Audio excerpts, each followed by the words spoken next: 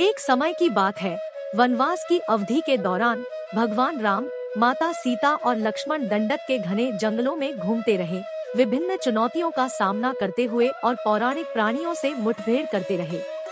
एक दिन जब वे हरी भरी हरियाली में टहल रहे थे, उन्होंने एक रहस्यमय और अज्ञात जंगल के बारे में फुसफुसाहट सुनी, जिसे नवरत्न वन, 9 रत्नों का जंगल के नाम से जाना जाता है।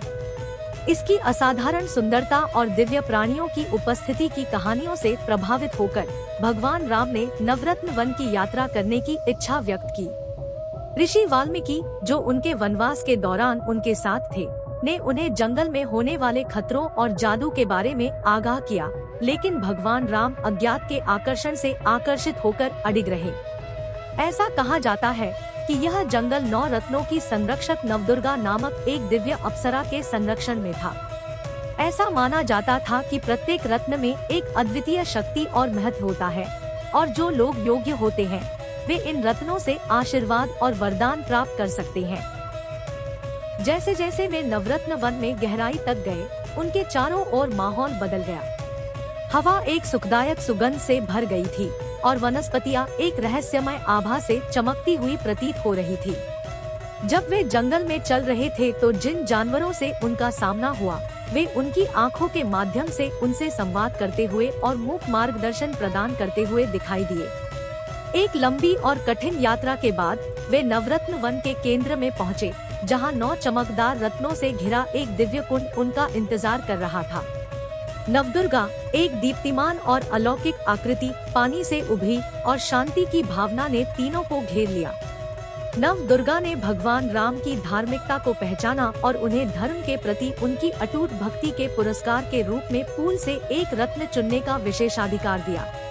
प्रत्येक रत्न में एक गुण समाहित है जो उसे उसके दिव्य उद्देश्य में सहायता करेगा। पहला रत्न झिलमिलाता पन्ना करुणा का प्रतिनिधित्व करता था। दूसरा नीलमणि ज्ञान का प्रतीक है।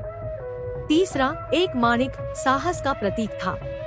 चौथा चमकता हुआ हीरा हृदय की पवित्रता का प्रतीक था। पांचवा नीलम विनम्रता का प्रतिनिधित्व करता था। छठा पुखराज निस्वार्थता का प्रतीक है। सातवां एक ओपल दृढ़ता का प्रतीक है।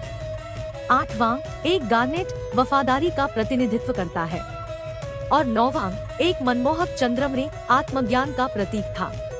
प्रत्येक रत्न के गुणों पर सावधानी पूर्वक विचार करते हुए भगवान राम ने चंद्रमणि को चुना, यह समझते हुए कि आत्मज्ञान उन्हें गहन ज्ञान और आंतरिक शांति के साथ आगे आने वाली चुनौतियों से निपटने के लिए सशक्त बनाएगा।